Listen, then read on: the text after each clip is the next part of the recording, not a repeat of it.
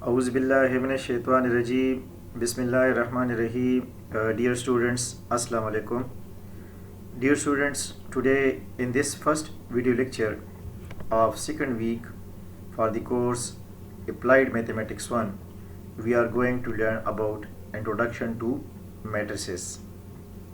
In this video lecture, we will learn about the types of matrices, and we will learn about the operation on matrices. Operation on matrices mean that how we can add two matrices, how we can subtract two matrices, how we can multiply two matrices, and how to multiply a scalar with a matrix. So dear students, this is a very basic topic in this course, matrices. What is a matrices? What is a matrix? A matrix is a rectangular array of numbers arranged in rows and columns. Matrix notation is used to simplify the representation of linear algebraic equations. In addition, the matrix representation of system of equations provide important properties regarding the system of equation. Dear students, the concept of matrix is highly useful tool which is not only used in mathematics but also in all branches of science, engineering, and business work. Nowadays, matrix and matrix methods have widespread applications in the operation of high-speed computer. By using matrix, we can present the information regarding everyday life, mathematics, and science in order to define in a definite order. Simply, I want to say that by matrix we can present the information in a definite order. Dear student, here you see a picture. This is a representation of matrix. You can understand matrix by this figure, which show a mess of vertical and horizontal lines. The crossing point of vertical and horizontal lines are the position of elements of matrix. In this figure, there are 9 crossing points which can be found out by multiplying number of horizontal lines and vertical lines. That is 3 multiplied 3 is equal to 9. Dear student, here you see these are the vertical lines. These vertical lines called column, and these are the horizontal lines. These horizontal lines called row of matrix. So if we multiply the number of row and the number of column, we can find out the number of elements in the matrix. For example, in this figure you see there are 3 horizontal lines and 3 vertical lines. 3 horizontal lines, 1, 2, 3. These are horizontal lines. 1, 2, 3. These are the vertical lines. 3 horizontal lines and 3 vertical lines. So there are 3 multiplied 3, there are 9 crossing points. Here you see an example. For example, this is a matrix. In this matrix there are 2 row and 3 column. So 2 multiplied 3 is equal to 6. So there are 6 point. There are 6 point means that in this matrix there are 6 elements. 1, 2, 3, 4, 5 and 6. So there are 6 elements. Similarly, in this matrix you see that there are 3 rows. This is the first row, this is the second row, and this is the third row, and this is the 1 column. So there are 3 row and 1 column. So 3 multiplied 1 is equal to 3. So there are 3 points. Mean there are, in this matrix there are 3 elements. Now naming a matrix. A capital letter is used to name a matrix. Each individual entry is named by its position in the matrix. Dear student, you can present the matrix by a capital letter, and each individual entry is named by its position in the matrix. For example, A11, A12 up to A1n. These positions show that A11 show that this element lies in the first row and first column. A12 mean element of first row and second column. So A22 mean this is the element of second row and second column. For example, here you see a matrix. This is a matrix A. If we try to find out the element A13, the element A13 means that element of first row and third column. Element of first row and third column. This is the first row and third column. So element of first row and third column is a 1. Now A24 mean element of second row and fourth column. Second row and fourth column. This is the second row and fourth column. So the element of second row and fourth column is 0. Now A33 mean element of third row and third column. At this position we get -5. This is A33 position, third row and third column. So in this third row and third column position we have the elements -5. Now what is order of a matrix? The number of rows in column of a matrix determine the order of the matrix. So a matrix having m row and n columns is said to be of the order m by n. Read as m by n.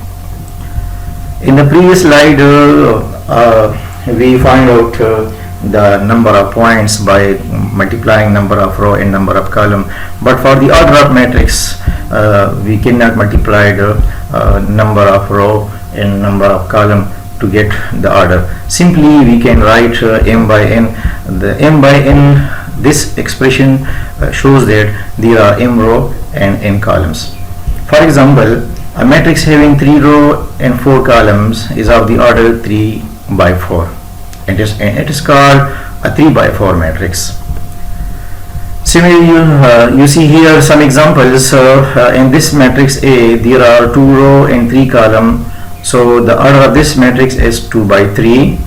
In this matrix there are 1 row and 3 column, first column, second column and third column. So the order of this matrix is 1 by 3. Similarly, in this matrix there is only 1 row and there is only 1 column in 3 row, first row, second row and third row. So the order of this matrix is 3 by 1. Now some special types of matrix.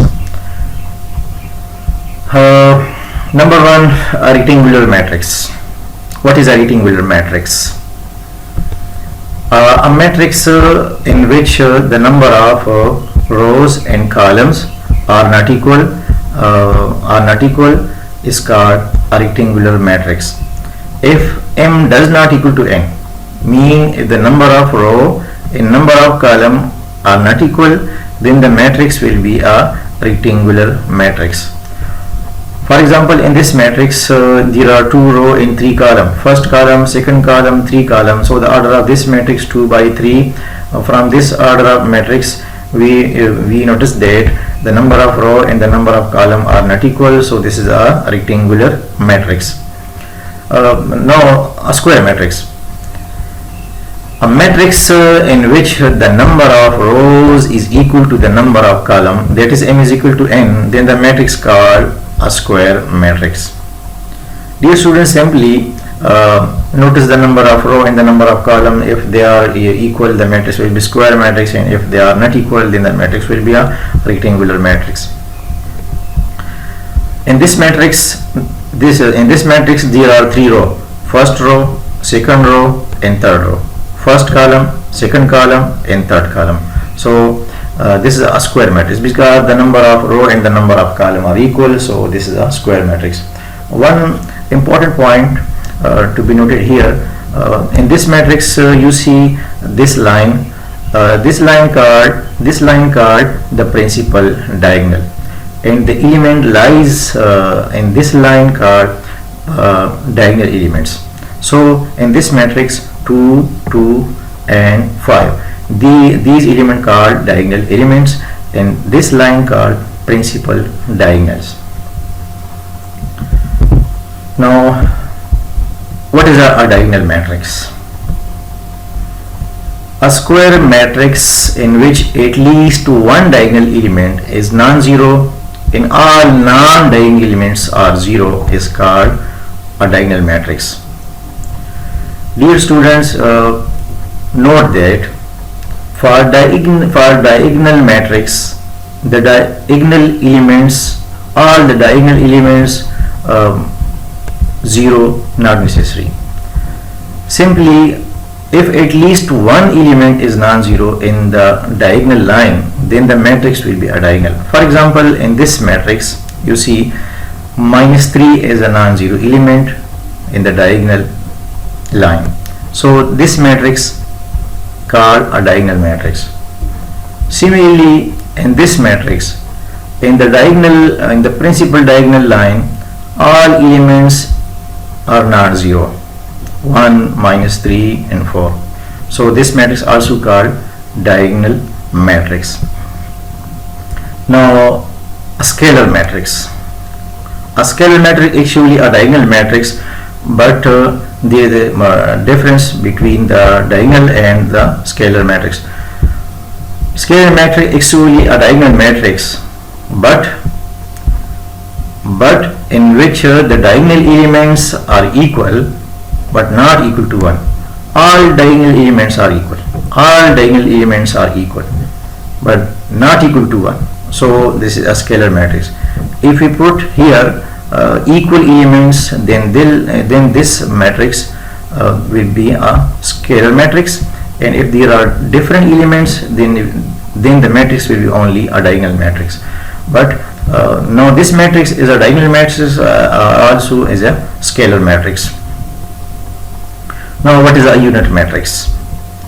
A square matrix whose diagonal element is unity and all other elements are zero is called an identity or unit matrix. An identity matrix of order 3 is denoted by 3 or simply by I. For example, this is a 3 by 3 identity matrix. Now, what is a null matrix? A matrix of any order, rectangular or square matrix, in both cases, whose each of its element is zero is called a null matrix. For example, in this matrix, all elements are zero, so this is a null matrix. So here, in this matrix, all elements also zero, so this is a null matrix. This is a square matrix, this is a rectangular matrix. This square matrix also called null matrix because all element of this square matrix is zero, and this rectangular matrix also called a null matrix because all element of this rectangular matrix is zero. Now, what is a row matrix? A matrix having only one row in any number of columns is called a row matrix. For example, in this matrix, there is only one row. So this is a row matrix. Now, column matrix. A matrix having only one column in any number of rows is called a column matrix. For example, in this matrix, there is only one column. So this is a column matrix. Now, what is an upper triangular matrix and a lower triangular matrix? A square matrix is called an upper triangular matrix if all the elements below the principal diagonals are zero, and it is said to be a lower triangular matrix if all the elements above the principal diagonal are zero. This is the general form of upper triangular matrix. In this upper triangular matrix, we see that all the elements below the principal diagonal are zero. So this matrix called upper triangular matrix, and this is the general form of lower triangular matrix. In this matrix, all the elements below the principal diagonal are 0. So this matrix is a lower triangular matrix. For example, in this matrix, 2, 1, 3 lies on the principal diagonal. In all the elements below this principal diagonal is 0. So this is upper triangular matrix. Similarly, in this matrix, 1, 1, 4, these element lies on the principal diagonal, and all the elements above this principal diagonal is 0. So this matrix is a lower triangular matrix. Now, what is trace of matrix? The sum of all the elements on the principal diagonal of a square matrix is called the trace of the matrix. Means that if we add the elements of the principal diagonal, then we get the trace of a matrix. For example, in this matrix, A11, A22, A33 lies on the principal diagonal. If we add these three numbers, A11 plus A22 plus A33, then we get trace of the matrix. For example, in this matrix 2, 1, 7 lies on the principal diagonal. These element lies on the principal diagonal. So if we add these number, then we get the trace of the matrix. 2 plus 1 plus 7 is equal to 10. So this is the trace of the matrix. Dear student, in this lecture we will discuss the introduction of matrix and some special types of matrix. Inshallah, in the next lecture we will discuss the operation of matrix, that is how to add two matrices, how to subtract two matrices, how to multiply a scalar with a matrix, and how to multiply two matrices. Thank you for watching video.